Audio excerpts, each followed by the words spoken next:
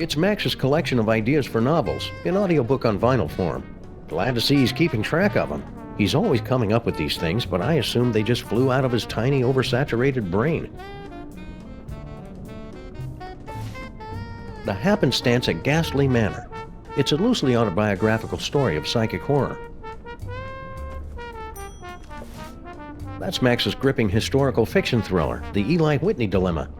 Also, coincidentally, the name of Max's experimental fusion jazz band. A Killing Comes to Murdersburg, a Flint paper mystery.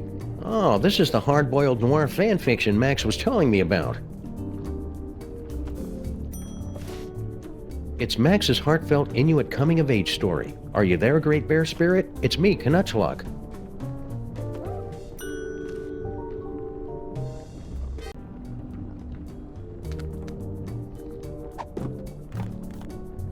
That's Max's gripping historical fiction thriller, The Eli Whitney Dilemma.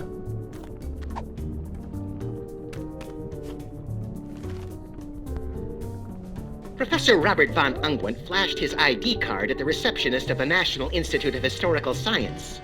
"The Professor von Ungwent?" hissed the receptionist. "World-famous expert in pre-industrial farming implements? Thank God you've come!" Suddenly, in walked Dr. Daniel Delinament, head of the Institute's Ancient Mysteries Department. "Robert, you may be my arch-rival and nemesis, but only you can crack the code of the cotton gin." This must be for Max's inner monologue. Still analog, for the warm, rich sounds you can't get from digital. Robert turned the crank one last time, and the ghost of Zachary Taylor slowly faded away. "Remember what's on the 14-cent first-class airmail stamp from 1922, the Spectre droned before disappearing?" "The St. Louis Arch!" screamed Sophia in excitement. "That means we finally solved the mystery!" Robert shook his head sadly and spat. "No, Sophia. It means you are the long-lost clone of Betsy Ross, and a traitor!"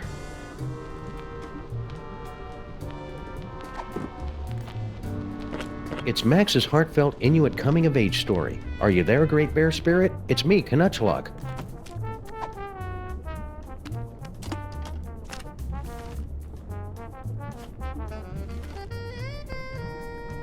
Knutchlug wiped the last remaining ichor and blubber from his carving knife, then sat down on the one patch of ice not covered by walrus intestines. "Why so sad?" asked Paco, his faithful deer-tick companion. "It was a clean kill."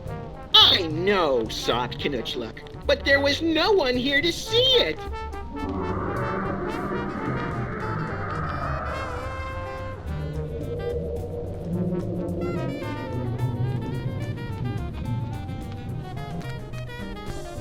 Knutchlug was 13, and his body was going through a strange transformation.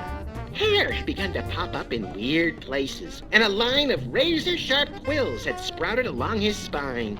"Why so sad?" asked Paco. "These changes are perfectly normal for an Inuit your age." "I know," sobbed Knutchlug, "but I was hoping for leathery bat-like wings."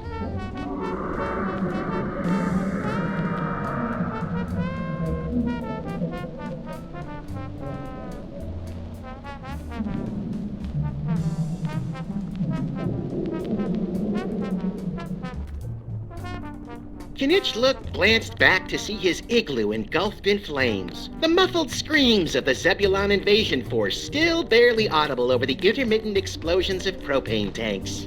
As he held the Eye of Zinthar aloft and watched the sunlight reflected off the sparkling souls trapped inside, Knutchlug realized he had become a man. He plunged the sword of judgment into the still twitching body of a Zebulon drone. Today has been a good day, thought Knutchlug.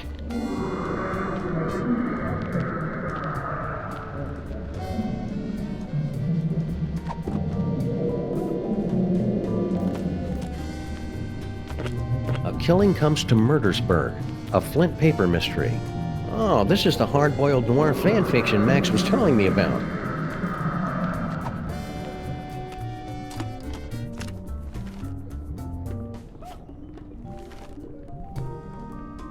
Flint Paper leaned back in his chair and poured himself another fifth of pineapple schnapps. He'd just killed a great white shark with his bare hands and was about to skin it to upholster another, different chair when she walked in. She was tall, real tall, and pretty too. Plus, she had 2 eyes, which were both locked on Flint.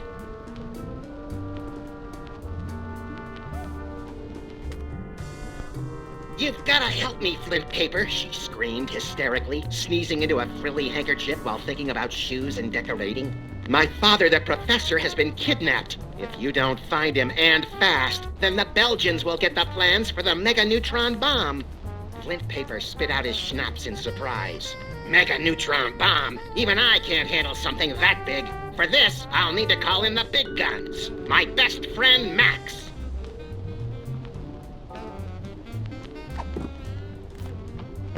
The Happenstance at Ghastly Manor. It's a loosely autobiographical story of psychic horror.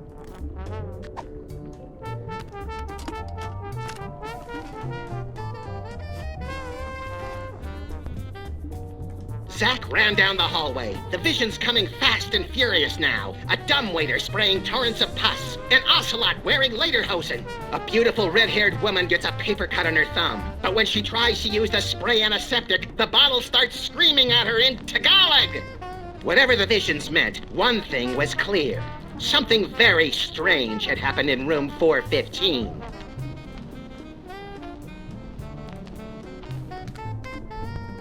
Zack's heart was pounding as he put his ear against the door. Shuffling noises from the other side. He wasn't alone in the house. His hand trembled as he wrapped it around the handle, then summoned every ounce of his strength and courage to raise the axe above his head. The door splintered as he swung the axe again and again, ignoring the terrifying shrieks of, "Why are you doing this?" from the other side of the door.